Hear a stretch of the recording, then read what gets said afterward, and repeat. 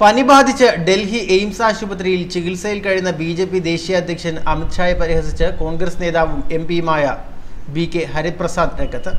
കർണാടകയിൽ നടന്ന രാഷ്ട്രീയ സംഭവ വികാസങ്ങളിൽ വെപ്രാളപ്പെട്ടതിനെ തുടർന്നാണ് അമിത് ഷായ്ക്ക് വൈറസ് പിടിപെട്ടതെന്നാണ് ഹരിപ്രസാദ് പറയുന്നത്. അദ്ദേഹത്തിന്റെ ശരീരത്തിൽ പിടികൂടിയത് സാധാരണ പനിയല്ല എന്നും അത് പന്നിപ്പനിയാണെന്നുമാണ് അദ്ദേഹം പറഞ്ഞത്. കർണാടക സർക്കാരിനെ വളഞ്ഞ വഴിയിലൂടെ താഴെയിറക്കാൻ ശ്രമിച്ച ബിജെപിയുടെ ശ്രമത്തിന്റെ പശ്ചാത്തലത്തിലായിരുന്നു കോൺഗ്രസ് എംപിയുടെ ഈ പരിഹാസം. കർണാടകയിലെ സർക്കാരിനെ താഴെയിറക്കാൻ അമിത് ഷാ ഇനിയും കളിച്ചാൽ അദ്ദേഹത്തിന് അടുത്തതായി പിടികൂടുന്നത് വയറുവേദനയായിരിക്കുമെന്നും ഹരിപ്രസാദ് ഹാസ്യരൂപേണ പറഞ്ഞു. കർണാടകയിൽ നിന്നുള്ള രാജ്യസഭാംഗമാണ് ഹരിപ്രസാദ്.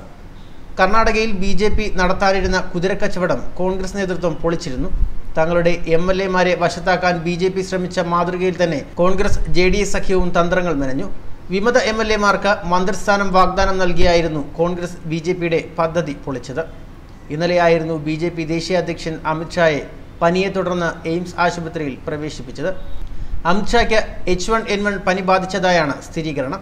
ഇക്കാര്യം അദ്ദേഹം തന്നെ ട്വിറ്ററിലൂടെ വ്യക്തമാക്കിയിരുന്നു. സുഖം പ്രാപിക്കുമെന്നാണ് പ്രതീക്ഷിക്കുന്നതെന്നും അദ്ദേഹം അറിയിച്ചിരുന്നു.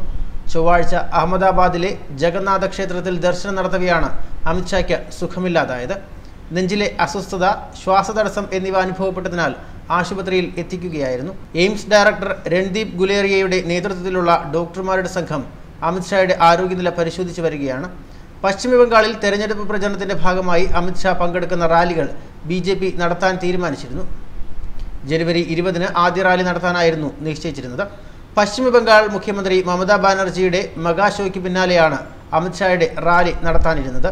എന്നാൽ പനി ബാധിച്ചിരിക്കുന്ന ഈ സാഹചര്യത്തിൽ റാലി നടക്കുമോ എന്ന കാര്യം തൃശങ്കുവിലാണ്. ന്യൂസ് ഡെസ്ക് മലയാളി വാർത്ത.